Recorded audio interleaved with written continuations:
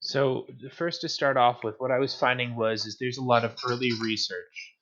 A fair share of the books of the articles that I'll be talking about today are all making an argument for graphic novels within college collections, and subsequently they're talking about what we need to do for cataloging, promoting, and offering these as an option for professors and students to read recreationally, but also as an instructional tool.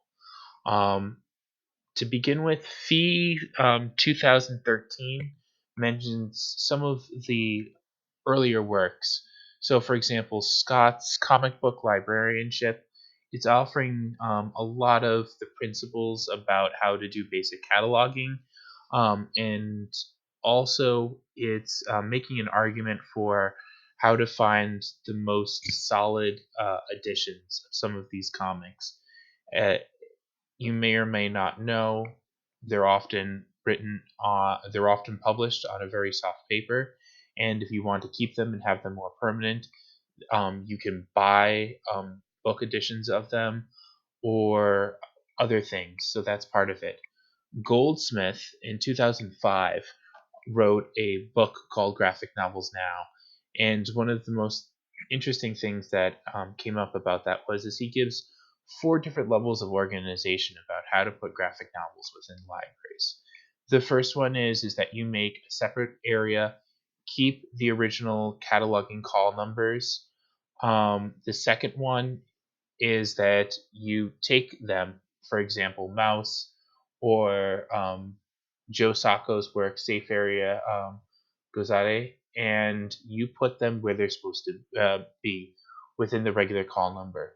So you might find Mouse in the area where there's other biographies, or you might find this in Holocaust literature, where Joe Sacco's work you will probably find in a geographic location pertaining to the former Yugoslavia, or the war that occurred during its breakup.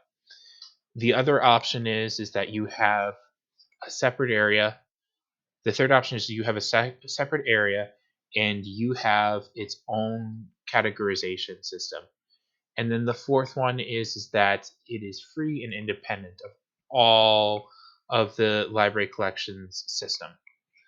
Um, However, from what I was gathering, most of the articles mention English, Matthews, and Lindsay's graphic novels in academic library as kind of the catalyst. So everyone refers to this, and this is making the general argument for libraries to collect them and to use them not only recreationally but more importantly as a tool for the curriculum.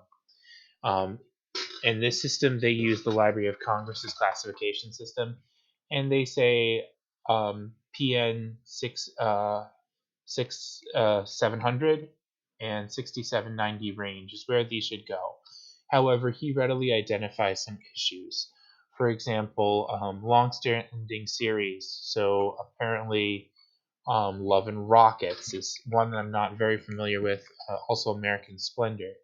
These are ongoing series for quite a while, and they have different editions in which these collections are published.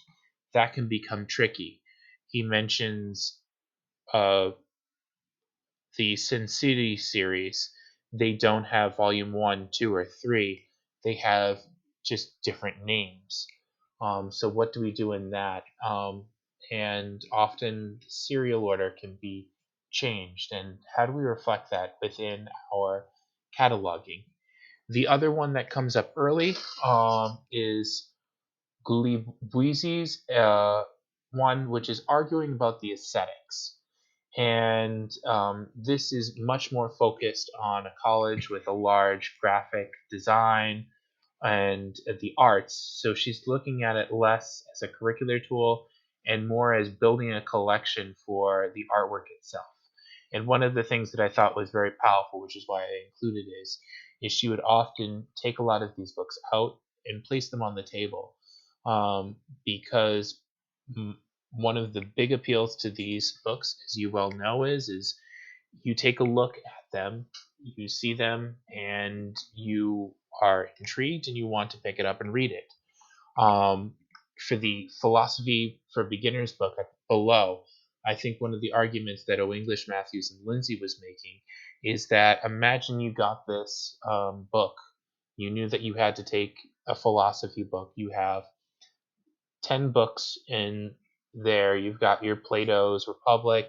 You've got many. But if this one's at the top and it's a comic book form, you're almost certain that you can get people to start at least peeking in and seeing information, hopefully picking something up and getting the groundwork for the idea of philosophy, so that when you do mention some of these names later, students have an understanding of where they are in time.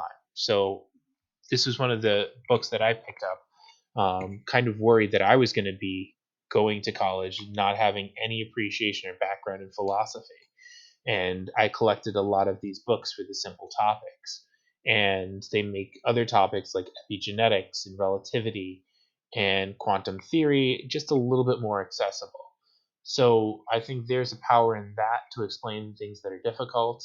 There is a literary in its use of storytelling and its blending of art, and a way to add diversity and an inclusion of many different voices in another.